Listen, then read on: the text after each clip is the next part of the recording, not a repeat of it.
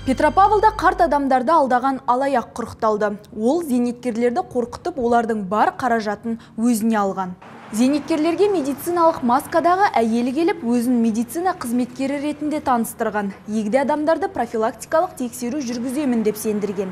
Әңгіме барысында алаяқ оларға ақша белгілерінің өзгеруі туралы жалған ақпаратты хабарлаған. Аталмыш жаңалықты естіген зейнеткерлер өздерінің жинаған қаражаттарын әлгі әйелге көрсеткен. Алаяқ қарт адамдарды жуынатын бөлмеге анализ сынамаларын өткізуге дайындалуға жіберіп, ал өзі барлық ақшаны алып көзден таса болған.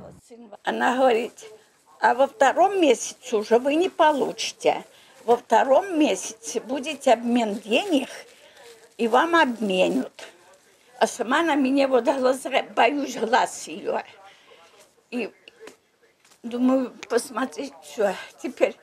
Говорит, у вас же деньги есть? Я говорю, есть. Ну вот, вы их дайте. Я одну купюру возьму и отмечу, чтобы вам без очереди обменили их. Я говорю, ну возьми. Полицейлер аталмыш қылмыстардың барлығын бір адам жасағандығын анықтады. Алаяқтыққа бұрын Нұр-Сұлтан қаласында осындай қылмыстары үшін сотты болған әйелдің қатысы бар екендігі белгілі болды. Тәртіп сақшылары оны 2 зейнеткерді алдап, олардың ақшасын алып, автобуста келе жатқан жерінен ұстады. Вы кем представились? В поликлинике. Сказала, что идет добавка к пенсии. Будут меняться деньги. Надо переписать одну купюру. Она мне вытащила, я переписала ее, отдала ей обратно.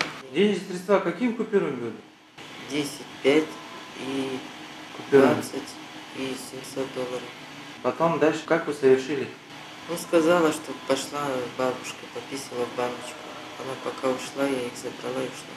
Полиция қызметкерлері алаяққа кімнің көмектескенін анықтау үстінде. Себебі ол қарттар тұратын пәтерлерді дәл тауып отырған.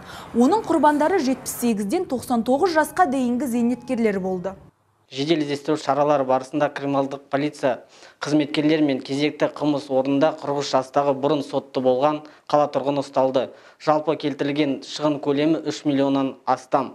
Полиция қызметкерлері ұсталған әйелдің мұндай алаяқтықтың 8 дерегіне қатысы бар екендігін анықтады. Қазір сотқа дейінгі тергеу амалдары жүргізілуде.